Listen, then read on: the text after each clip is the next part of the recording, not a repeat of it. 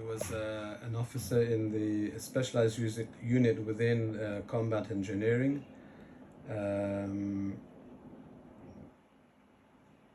His job was, or part of his job was to make sure the areas where the army was progressing were safe, from mines, from booby traps. He was also blowing up things. That was also part of his tafkid.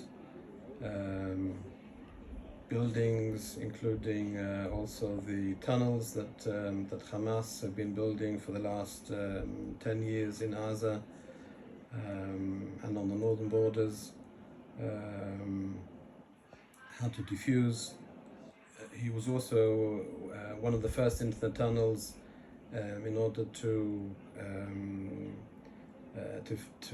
define if the tunnel was safe, and if it wasn't safe, how to dispose of the booby traps and bombs that were laid there, and later to blow things up. That was deemed necessary by the army. He trained his soldiers very pedantically, very professionally, in his quiet way. They were an elite unit within the elite unit. Usually an officer stays with the soldiers for a period of something like 10 months during the basic training. And Netanel decided he wanted to stay on with them further, and he's one of the only officer in the combat engineering in Yahalom that stayed with the same soldiers for the whole period of 3 years, which is the basic training, and when they progress to being fighting soldiers who are sent on missions, whatever the army needs. Netanel fell on the 18th of December, which is roughly 2 months after the war began, 1 month after the war began. He wasn't called up, but he went on that Shabbat together with his brothers. The younger brother Yonatan also serves in the same unit, and another brother in Shirion in the tanks up in the north. And they went on that. He went together with them on that Shabbat. They initially said to go home because he wasn't needed, and they would call him, but he stayed. And he arranged the soldiers who were coming in where to go with which unit, because his specialized unit doesn't fight as one unit. They are split up, and they are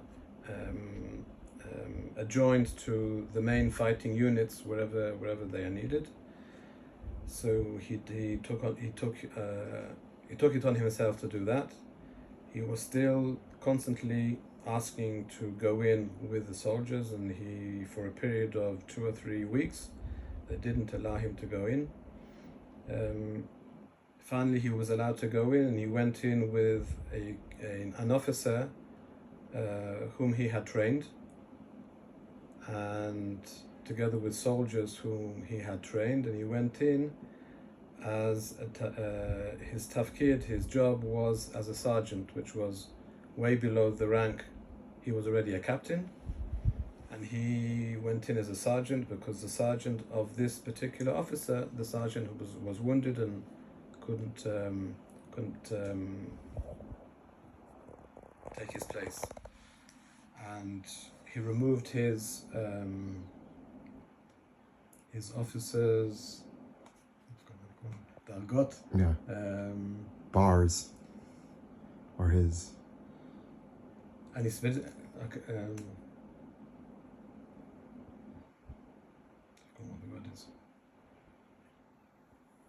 he moved his bars from which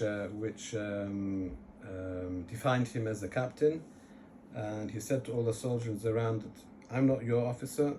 This guy is the officer, and you listen to him and not to me." And he went in and as the sergeant of the group. And they were in an area where it was supposedly clear of terrorists. They had made base in they occupied a house where they made it their base for a week and a half.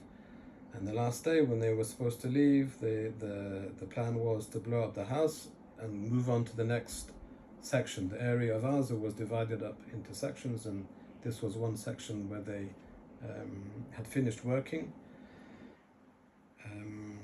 Gaza is very, all the houses there are very close to one another, and they were surprised by terrorists in the house or the building next to where they were. And the sgan of the officer in charge was killed immediately when the terrorists opened fire. And maybe Netanyahu thought, I'm not a sergeant anymore, I have to take my place as a captain.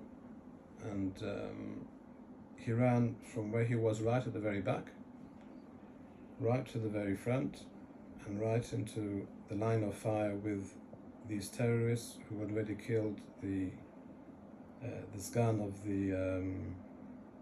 the officer in charge. We were told afterwards that all this happened in and around the building next to where they were based. Supposedly there was a massive firefight because he went alone, he went in alone.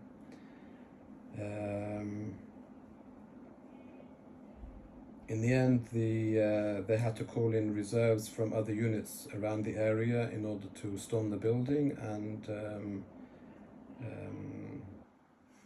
rescue the two officers, Netanyahu and the other officer actually that was. We didn't know then, but he had already died from his wounds. They managed to get Netanyahu out. They worked on him.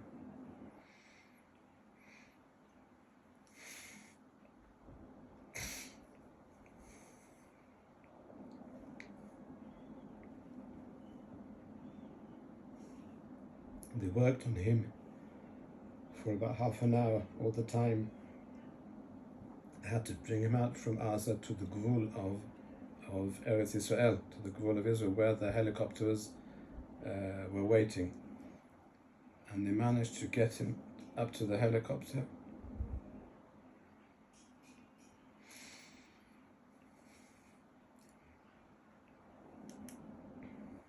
And they pronounced him dead.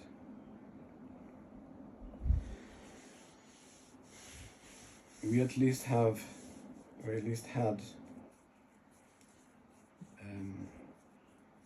somebody that we could bury, which not every soldier's family gets that opportunity. Before he was buried, we asked to see him, which again, they don't allow in all situations. And he was very calm. We could even say that he was sleeping. All we had to do was shake him and wake him up. But we were told that officers and other friends who saw him in Gaza, who saw him fighting, saw him, he was smiling and he was happy and he was doing things that he'd been taught, that he had learnt, that he had taught others, and he understood the meaning of fighting for Eretz Israel, for the Medina.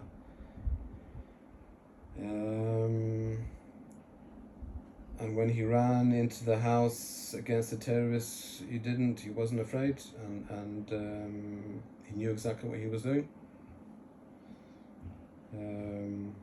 We were blessed for having him for 33 years, and we are thankful for that.